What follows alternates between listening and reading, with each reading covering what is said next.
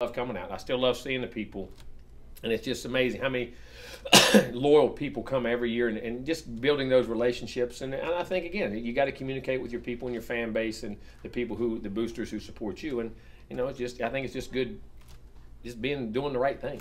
It seems like you like, though, meeting people. Coach Bowden was that way. He remembered people from year after year, and is that something that you were brought up and I was. Well, I mean, I like recruiting. I like people. So I mean, I just don't understand how you can not like people and be in this business. Because it's all about communication. It's all about relationships. I mean, there's times you got to be tough. You got to be stern, what goes on in your business. But at the same time, there's still got to be a personal side to you to be able to go out and do this, and I enjoy it.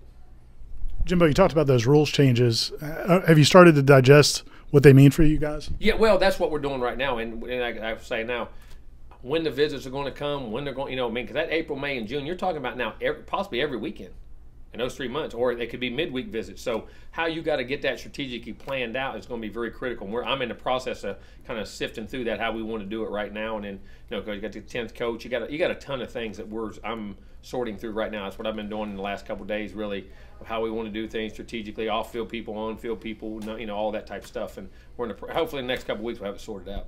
Do you have a sense? Do you have a sense of whether kids are going to want to sign early? Or any? I think some will. You'll find out in December. I still think we're wrong with it.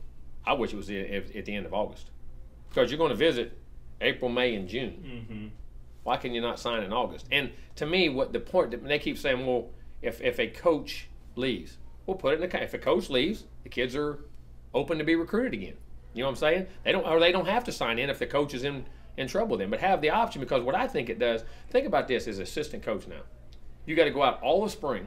You just go through spring ball, okay? And you went through December and January signing period. You basically had just a little bit of a month right there. We're getting ready to go through spring ball. Now April, May, and June, you're going April, May. You're out spring recruiting, but every weekend you're coming home now to do official visits, or sometimes during the week when the kids come on their spring break, and then even in June, all the way through the month of June, you can do spring. When is an assistant coach? And then if you could sign 10, 12, 15 of those guys in August, and and make relaxed calls. Know you got them, and not have to be in full recruit mode while the season's going on, and everything. The pressure that's going to be on assistant coaches is going to be through the roof. I mean, I think it's great that they can take visits, but I think the signing day being that late is still wrong. Coach, did you guys, the coaches, have any influence on the August? Maybe saying, hey, could we switch this to August? We tried to. A lot of the conference didn't want it. The ACC did. We were one of the leagues that did, but a lot of the other leagues wanted December. I don't understand. Don't agree with it. Why don't they? I don't understand. I have not talked to a coach that likes all this stuff. So why don't they give the Power 5 conferences each coach votes? Why don't they do? If they don't want to do it that way, then maybe it's time that you have a different division. I don't know. That's the problem being. But see, here's the problem, in my opinion. When you're talking about the Power 5 breaking away, you want to get to the nuts and bolts of it. In my opinion, if the Power 5 broke away, where would all the money go? Yeah, it would go to the Power 5 schools, right, exactly. And everybody else would be Division II, 1AA, or Division III, and your money would go away. And I don't think the presidents and the people are willing to really do that aspect of it. But at the same time, I do think the rules have to. I think we're getting to a point where it needs to be different. It's becoming different. I believe that, but at the same time, I understand why they don't, because I think you would destroy a lot of other universities that aren't in that Power 5, because I think all the money and the television and all those, everything would go with us. And I think, and I understand that. The tough That's part my is, opinion though, on it. you are under different pressures than them. It's totally under different pressures, and we different abide, and all the rules tend to filter back because of number. But they're doing what's best for them, and that's. Yeah. Ain't that what you do in Washington D.C.? Ain't that how you? I mean, we all do. But I'm saying that's it. But I think there does need to be, whether you don't separate it from that, but certain rules and certain things need to be the Power 5, in my opinion. Do you, with the 10th coach, I mean, is that something you'll decide? Do you know what you want to use that position for? I mean, you could hire him as an offensive guy and move somebody over. Because I say that with defense, because we got 5 offensive assistants. You got 4 on defense. You know what I'm saying? So theoretically, you would think it would be a defensive assistant, which was most likely to try to balance that up. You know what I'm saying? Or somebody, or somebody's a recruiting guy or something like that, but he's still got to be a position coach, probably on the defensive side of the ball, because of your numbers, the balance of your numbers. You got 5 offensive coaches, and then I'm on offense a lot too. Now I'm back on defense and meet with them a lot too, but at the same time, from a number standpoint, you need the extra guy on that side. Some of the coaches have come out against the rule about the high school coaches not being able to. I think it's wrong. How are the kids coming to camp? See, we keep taking the rules away from the coaches. You ought to take it away from other people who can bring them. Mm-hmm.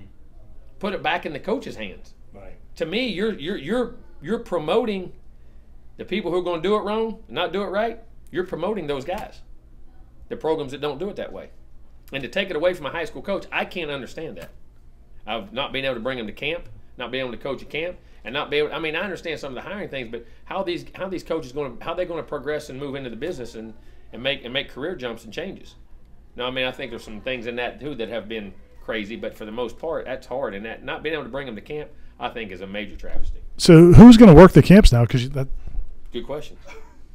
Basically, your players and you. Maybe, and you hire some outside college coaches, and now, so a kid now, how's he got to get a ride? Now he's got to go to an outside influence that's away from the school system to be able to get to camp. How is that good?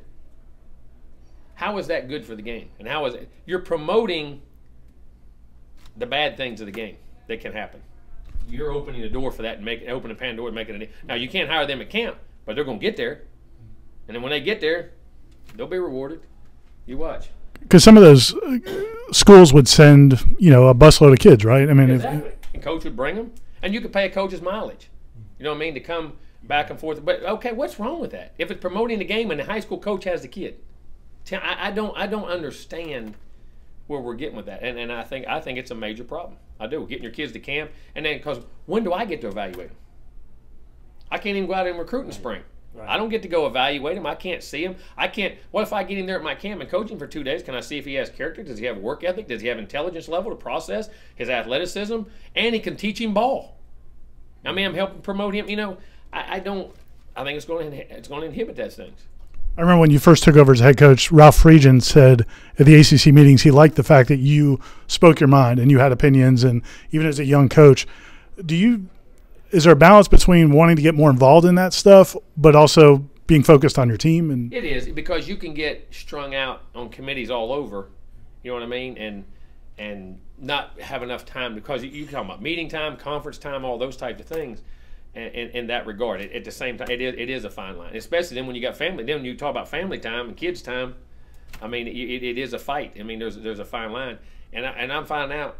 It's about like Washington. You got to go 32 committees, so it's hard. And then when things go through, we're all going, where did that come from? I mean, but that's just that's the world we live in.